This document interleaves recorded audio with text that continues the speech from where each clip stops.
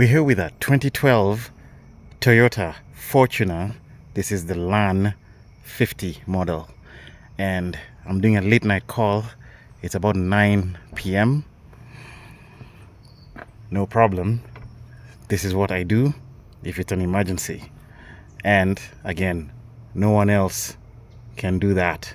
Call someone else and see if they'll come to you at this time of night. We go above and beyond right here. So this car has a dead battery, and I was told that it has died twice. It has been jump started twice, and it goes dead to a point where nothing is on the dash. And this time round, the first time it was jump started and it ran fine, no problem. This second time they jump started it, but then there were weird symptoms it has, and when they put it off the very next day, there's totally nothing this time. So I was called in to do this one, and I'm ready with my wiring diagrams. I've set up. The first thing I do is I never touch the car. I always take a reading on the battery, and you will not believe what I have found. So let me just set you up down here. Okay, that's a good shot, and this is going to be a valuable lesson on voltage drop. Before you go chasing your tail around, learn the very basics of electricity. Voltage drop basics. Voltage travels from positive to negative. That is conventional current flow. And we should get our potential difference between here and here. If you've got high potential here, it always wants to flow to the negative. And we test our potential with our trusty old meter. So let me put on my meter.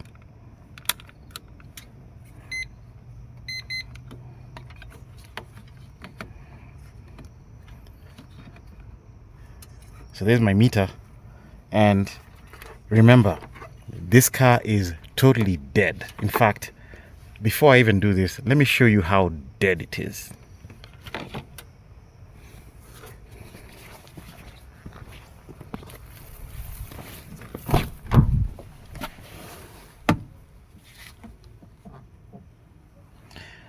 So here we are in the car, a bit dusty. Not an issue, but check this out. When you put the key on, we have nothing. See that? Completely dead. And this is how it has been. Totally nothing. Now let's go back to the battery.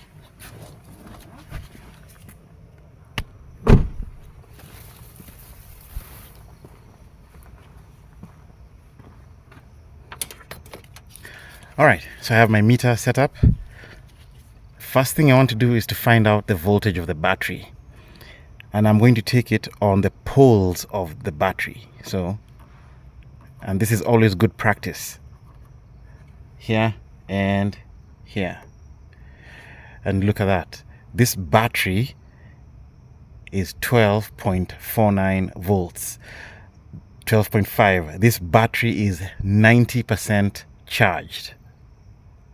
But now let's take the voltage between this and this. And this is where you're going to see an issue. And check that out, guys. 3.7 volts. This car has a massive voltage drop between the battery terminals and the terminals of the harness. Imagine that, all this grief just for a bad battery terminal. Now, which is the bad terminal? Is it the positive terminal or is it the negative terminal? Two ways you can test it. The first way is voltage drop between the terminal and the harness. So we do that and put this where you can see it.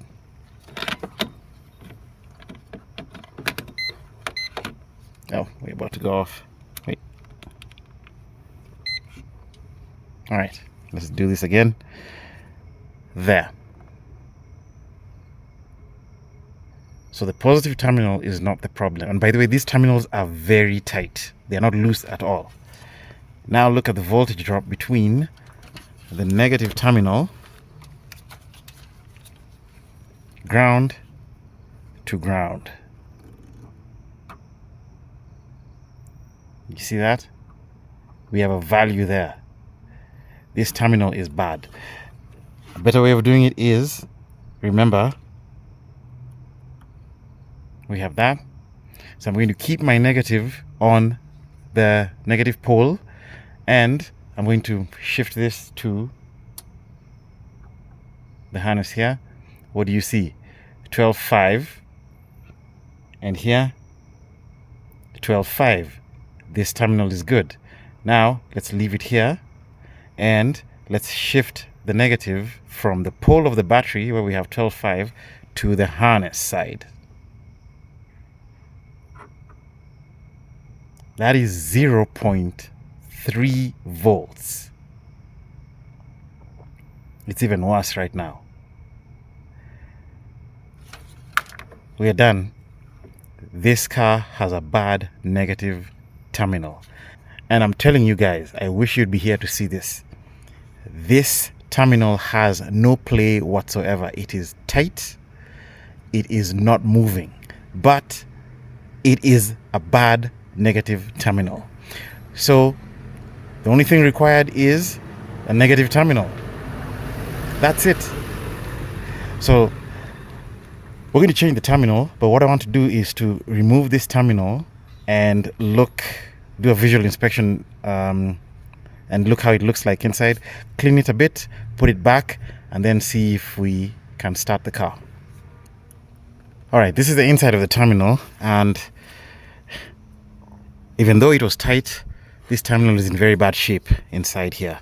It's pitted, it's corroded, and yeah, this is just a bad terminal.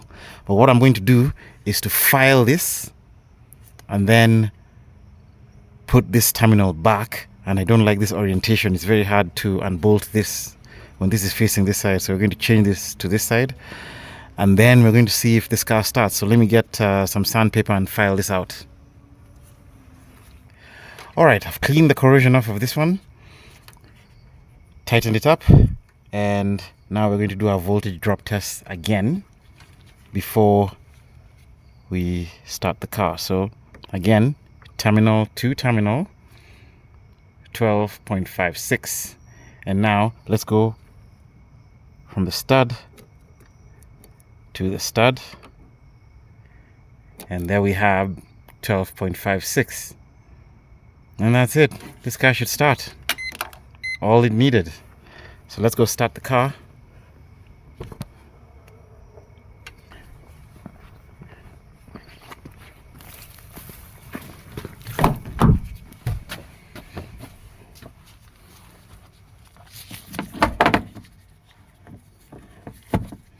Now let's see whether we have power, and get my torch to stay put. Okay, so put the key on. There we go. And let's start it.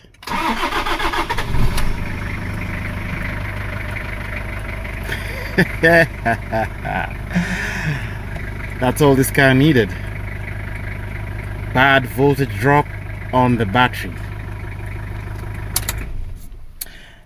Now, I am sure someone is going to ask, hey, are you still going to charge a full diagnostic fee for coming here to literally just clean and tighten a battery terminal?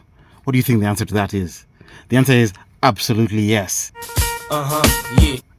I did not call myself here. I was called. Why was I called? Because several people have looked at this car and they've not been able to solve it. I have come here and I have solved it. So you're not paying me to clean a battery terminal. You're paying me because you had a no start and you wanted your car to start. And you wanted it diagnosed. Why is my battery supposedly going dead? That's the solution I'm providing. I know how to do a voltage drop test. Sue me. That's the way life is. So, bad battery terminal. I'll still get a new one and put there. I don't like the way that one looks. But that's it. Pretty short, pretty sweet. Another one for the books. Until next time.